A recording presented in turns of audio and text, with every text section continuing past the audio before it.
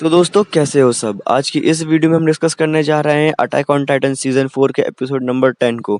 और हर बार की तरह अगर आपने इस वीडियो के पहले के सारे एपिसोड्स नहीं देखे या फिर पुराने सीजन्स नहीं देखे तो ये वीडियो मत देखना, क्योंकि आपको ये समझ में नहीं आने वाली है। लेकिन अगर हमारे डाई हार्ड फैन हो तो हम लोगों की वीडियो को पैसे कमाने के लिए देख सकते हो या फिर सपोर्ट करने के लिए देख सकते हो, हमें कोई प्रॉब्लम नहीं होगी। वो आपको कुछ समझ में नहीं आएगा अगर आपने पुराना कुछ भी नहीं देख के रखा है तो। और आपको कुछ भी ऐसा है जो मतलब पुराने में से समझ में नहीं आया तो आप हमारे पुराने वीडियोस को रेफर कर सकते हैं, आपको लिंक मिल जाएगी डिस्क्रिप्शन के अंदर, या फिर आप हमारे चैनल के ऊपर भी देख सकते हैं जाकर। तो चलो दोस्तों, बहुत बातें हो गई, अब हम चलते हैं हमारी मेन वीडियो के अंदर इस इंट्रो के बाद। Trapped in a nightmare, in my mind everything that I might fear. And I fight to get by, get my mind clear. Everything's picking sides and I'm right here. I'm running from things that I've done in my past, hoping to become someone that can last. Get out of my way, I'm on the attack. Got something to say and I'm not holding back. Don't be a little bitch in my way, I'll say it to your face. I'd say it to myself and I'll put you in your place. And this world is my prey, I kill without a trace. Give a fuck what you say, cause it'll blow my way. Make a buck from the pain, not enough, I'm insane. Wanna leave a stain on this world, on your brain. You won't ever be the same, grab the wheel, grab the reins. Gotta talk to yourself, scare away all the pain. तो जैसा कि हमने पिछले episode के अंदर देखा था, एरन बड़बड़ा रहा था फाइट फाइट, और तभी वहां पर हांजी आ जाती है और सब कुछ सुन लेती है और पूछती है तुमने 2 बार फाइट फाइट क्यों बोला है। कहीं इसका मतलब ये तो नहीं कि हमें 2 बार फाइट करनी पड़ेगी, या फिर तुम कहना चाहते हो कि हमारे 2 एनिमी हैं और हम लोग उन लोगों से एक साथ लड़ाई कर रहे हैं। तुम कहना क्या चाहते हो मुझे समझाओ एक बार। और तुम ऐसे तो पहले कभी नहीं थे, मुझे याद है जब हम लोगों ने पहली बार ब्रिज पे बात करी थी। फिर इसके बाद में एक 2 साल पुराना सीन दिखाया जाता है जिसमें एरन और बाकी के लोग मार्लियन से मिलने जाते हैं उन लोगों के खुद के पोर्ट के ऊपर, जो कि सक्सेसफुली अब बन चुका है। और उन लोगों के पहले गेस्ट होते हैं हिजरू आइलैंड के लोग, और उनकी जो चीफ होती है वो मिलने आती है उन लोगों से और वो उनसे बात करती है एक क्रेस्ट के बारे में जिसके ऊपर सिंबल बना हुआ था जिसको मिकासा जानती थी। तो एरन बोलता है कि उसको वो सिंबल दिखाओ, और मिकासा बोलती है नहीं कि मेरा सीक्रेट है ऐसा वैसा। और उसके बाद में एरन बोलता है कोई सीक्रेट नहीं, तुम दिखाओ चुपचाप। और उसके बाद में फिर वो दिखाती है उस सिंबल को, और जो हिजरू की चीफ होती है वो बोलती है कि ये एक बहुत इम्पॉर्टेंट सिंबल है जो तुम्हारे हाथ पे बना हुआ है। फिर वो एक कहानी सुनाती है जिस कहानी के अकॉर्डिंग जो उनके एंसेस्टर थे उनका एक बेटा था, और वो बेटा किसी कंफ्यूजन के कारण इस आइलैंड पर छूट गया था। और जो मिकासा है वो उनके रूलर की डिसेंडेंट है, यानी कि हिजरू आइलैंड की अगली रूलर बन सकती है वो, और वो उनकी आखिरी होप है, वो ऐसा भी बोलती है। उसके बाद में जो बाकी के लोग होते हैं, यानी कि जो अपने एलियंस होते हैं, यानी कि पैराडाइस आइलैंड वाले लोग, जिनको कंफ्यूजन में मैं सब कुछ बोलता जा रहा हूँ बार बार, ठीक है ना, क्योंकि अभी भी काफी लोगों को नहीं पता है कि जो पैराडाइस आइलैंड है, डेविल आइलैंड है, वो एक है, और जो पैराडाइस आइलैंड पर रहते हैं वो लोग एलियंस है, ठीक है। तो कंफ्यूज बिल्कुल भी मत होना। अब जो फॉर्मर चीफ पिक्सेस होता है वो बोलता है कि हमें हमारे गेस्ट को बिल्कुल भी वेट नहीं करवाना चाहिए और उनको बोल देना चाहिए कि हम तैयार हैं आप लोगों के साथ में पार्टनरशिप करने में। और उसके बाद में जो हिस्टोरिया होती है वो मिकासा के साथ में बहुत प्यार वाली बातें करती है एरन के बारे में कि तुम्हें मतलब सिर्फ एरन को क्यों दिखाया वो मार्क ऐसा वैसा। और उसके बाद में वो बाहर जाते हैं, और जो हेड होती है वो बोलती है कि आज की जो मीटिंग है वो ज़ीक यगर के कारण पॉसिबल हो पाई है, क्योंकि मैं उससे पर्सनली मिल के आई थी और उसने मेरे साथ में कुछ कंडीशंस रखी थी जिस कारण से मैं यहाँ पर तुम लोगों से मिलने आई हूँ। फिर एक सीन दिखाया जाता है जिसके अंदर ज़ीक उस हेड को ओमनी डायरेक्शनल मोबिलिटी गियर देता है जो कि पैराडाइस आइलैंड से वो खुद लेके आया हुआ होता है। और वो ये भी बोलता है कि एक स्पेशल फ्यूल से चलता है जिसको आइस बर्स्ट स्टोन बोलते हैं पैराडाइस आइलैंड के लोग। और वो बोलता है कि अगर तुम्हें मतलब वो सब कुछ चाहिए तो तुम्हें पैराडाइस आइलैंड के लोगों की हेल्प करनी होगी, और इसी लालच से कि अगर उन लोगों ने वो मोबिलिटी गियर्स बना लिए तो वो बहुत पैसा कमाएंगे, वो लोग पैराडाइस आइलैंड पर मिलने आते हैं उन लोगों से। और हांजी भी नोटिस करती है कि येलेना ने सही बोला था, ये बहुत लालची है। उसके बाद में हिस्टोरिया पूछती है कि ज़ीक ने क्या टर्म्स रखे थे अपने, और जो अपनी हेड होती है वो बोलती है कि ज़ीक ने 3 टर्म्स रखे थे हमारे सामने। पहला स्टेज होगा जिसके अंदर हम लोग रंबल करेंगे, यानी कि तबाही मचाएंगे और दुनिया को दिखाएंगे कि जो एलियंस है वो कितने स्ट्रॉन्ग है और उनके आगे कोई कुछ नहीं कर सकता है आज भी।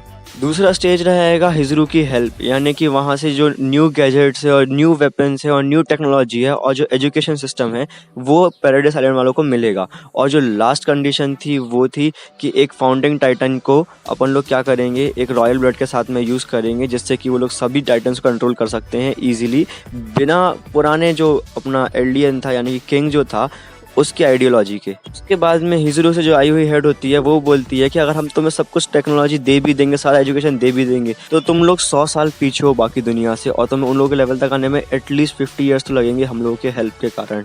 और इस सब में उन लोगों को हर 13 साल के अंदर एक शिफ्टर को चेंज करना पड़ेगा, जिस कारण से जो रॉयल ब्लड है उसको 20 टाइटन को इनहेरिट करना पड़ेगा, यानी कि हिस्टोरिया को। और एरन या फिर बाकी के लोग ये नहीं चाहते थे।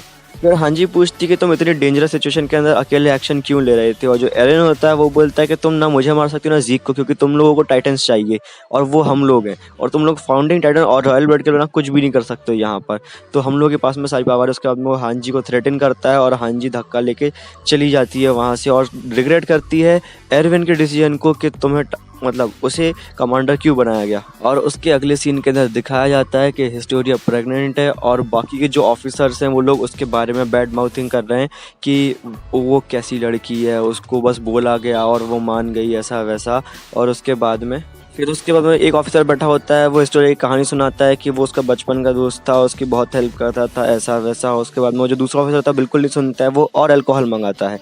और नीचे जो निकोलो होता है वो बोलता है दिस वन राइट, और उसके बाद में ब्लैंक हो जाती है स्क्रीन और सीन चेंज होता है और एक पुरानी स्टोरी दिखाई जाती है जहाँ पर आर्मीन और बाकी के लोग कुछ ट्रेन का रास्ता बना रहे होते हैं, और जो अपना एरन और बाकी के लोग हैं वो लोग बहुत मेहनत से काम कर रहे होते हैं। और हांजी न्यूज़ लेके आती है कि हिजुरू ने अपना हाथ ऊपर कर दिए हैं और बोल दिए हैं कि बाकी दुनिया तुम लोगों को ईविल समझती है और इस कारण से हम लोगों के लिए अच्छा नहीं होगा कुछ भी, तो हम लोग तुम्हारी हेल्प नहीं कर सकते ज़्यादा। और जैसा कि सभी को पता है अगर वो लोग हेल्प नहीं करेंगे तो उनके पास में टेक्नोलॉजी नहीं आएगी और उनके पास में इकलौता रास्ता बचता है तबाही मचाने का, जो कि अपन ने देख ही लिया है अच्छे से वो भी।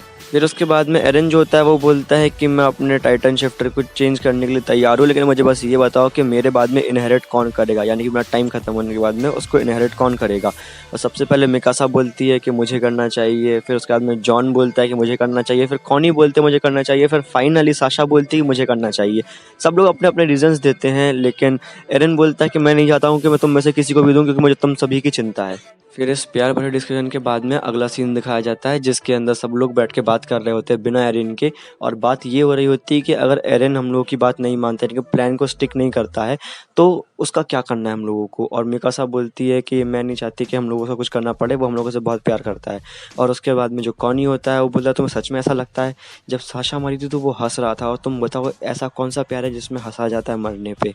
और उसके बाद में सब लोग बहुत शौक में होते हैं, कॉनी बहुत गुस्से में होता है, लेकिन उसके बाद में भी कोई कुछ नहीं बोल पाता है। फिर लास्टली कॉनी बोलता है कि अगर हमें एरन का कुछ करना है तो उसके टाइटन को चेंज करना होगा, यानी कि हमें किसी ऐसे के अंदर उस टाइटन को डालना होगा जिस पे हम लोग भरोसा करते हैं। और एरन को बैठा हुआ दिखाया जाता है और उसके अगले सीन के अंदर जो ज़ीक होता है वो बैठा हुआ होता है और वहीं पे एपिसोड ख़त्म। तो दोस्तों उम्मीद है आपको वीडियो पसंद आई। अगर वीडियो पसंद आई तो वीडियो को लाइक करें, चैनल को सब्सक्राइब करें और बेल आइकन पर क्लिक करके नोटिफिकेशन को ऑल पर कर दें, ताकि आप हमारी ऐसी ऑसम वीडियोस को मिस कभी ना कर पाएं। और अगर आपको सीरियसली अच्छा लग रहा है जो कंटेंट हम लोग यूट्यूब के ऊपर डाल रहे हैं, तो आप हम लोगों को सपोर्ट कर सकते हैं हमारा ज्वाइन बटन पर क्लिक करके। और अगर आपको हम लोगों से पर्सनली बात करनी है तो आप हमारा डिस्कॉर्ड भी ज्वाइन कर सकते हैं। और इसी के साथ में अगर आपको कोई डाउट आता है, कुछ प्रॉब्लम आती है, तो आप हम लोगों से कमेंट सेक्शन में पूछ सकते हैं, फिर हम लोग को इंस्टा पे DM कर सकते हैं। हम पूरी कोशिश करेंगे कि आपके डाउट को क्लियर कर सकें। और इसी के साथ में अब हम हमारी वीडियो को यहीं पे कंक्लूड करते हैं। अब हम मिलते हैं हमारी अगली वीडियो के अंदर। फाड़ दिया लिख के फिर गया मैं पन्ने खा, महाराज के आगे कौन पन्ने खा। मिली इज्जत तो बहुत मेरे काम को, पर अब बेटा टाइम हो गया है मेरे धंधे का। हुआ अब बहुत ये लेवलों के टंटे का, करो इग्नोर मुंह बनेगा हर बंदे का। पड़ता फर्क नहीं ये लिखते कमेंट्स में क्या इन्होंने घंटा नहीं मेरा घमंड देखा। आज नाचू मैं बेड़ियां उतार के, कट गए संकट संसार के। प्रजा की इज्जत में महाराज चुप थे, लो दर्शन करो नए मुंह फाड़ के। नए महाराज के शाही ये थॉट्स है, प्रो पहले लेवल था अब बेटा गॉड है। लगी जो दौड़ है भाग रहे सब, मैं बैठा सुकून से यही तो चौड़ है।